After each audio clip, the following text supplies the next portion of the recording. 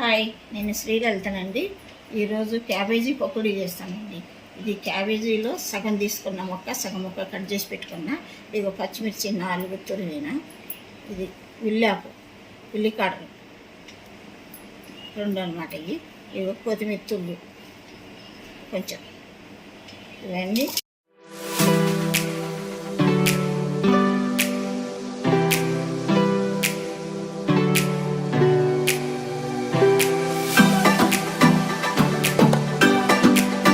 పొడి 1 స్పూన్ అండి, 1 spoon salt, జీలకర్ర 1 స్పూను,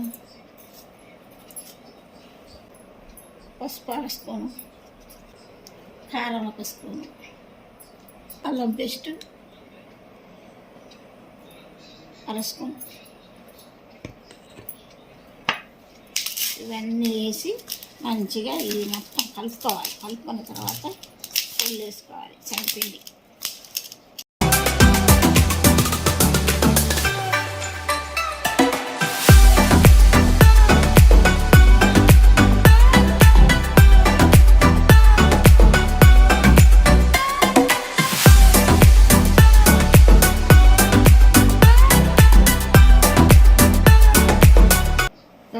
శనగపిండి అండి, కప్పు శనగపిండి వేసిన. ఇందులో పిండి 1 కప్పు బియ్యపిండి అండి. బియ్యపిండి వేస్తే మంచిగా పకోడీ మంచిగా వస్తాయి, కరకరలాడుతూ వస్తాయి. ఇట్లా వేసి మంచిగా కలుపుకోవాలి. బాగా కలిపి అప్పుడు పకోడీ చేసుకోవాలి. ఓకే, మీరు కళాయి పెట్టాక చూస్తాం. ఇక ఆయిల్ పెట్టిందండి, స్టవ్ మీద కళాయి పెట్టి ఆయిల్ పోసుకున్నా. ఇక 1 కిలో సుమారు ఆయిల్ పోసేసిన. ఇక వేస్తానండి. ఇప్పుడు మంచిగా పిండి కలుపుకొని మీడియంలో పెట్టుకొని వేసుకోవాలి. వేసుకుంటే మంచిగా కాలుతుంది అన్నట్టు. హైలో పెడితే పైన కాలుతుంది, లోపల ఉడకదు అన్నమాట. అందుకని మీడియంలో పెట్టుకోవాలి.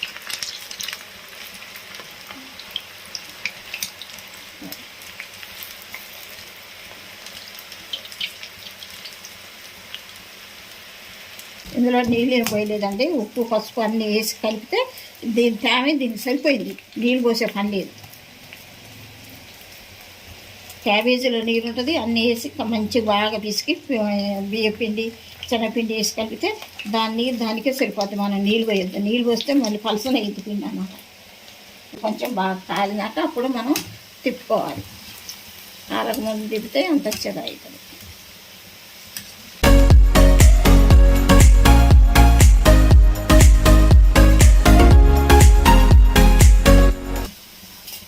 ఇట్లా కాల్చుకోవాలి.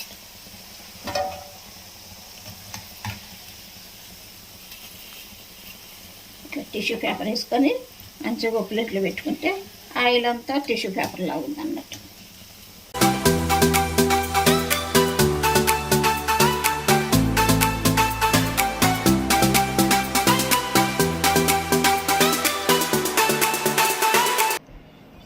అయిందండి పకోడీ, క్యాబేజీ పకోడీ తయారైందండి.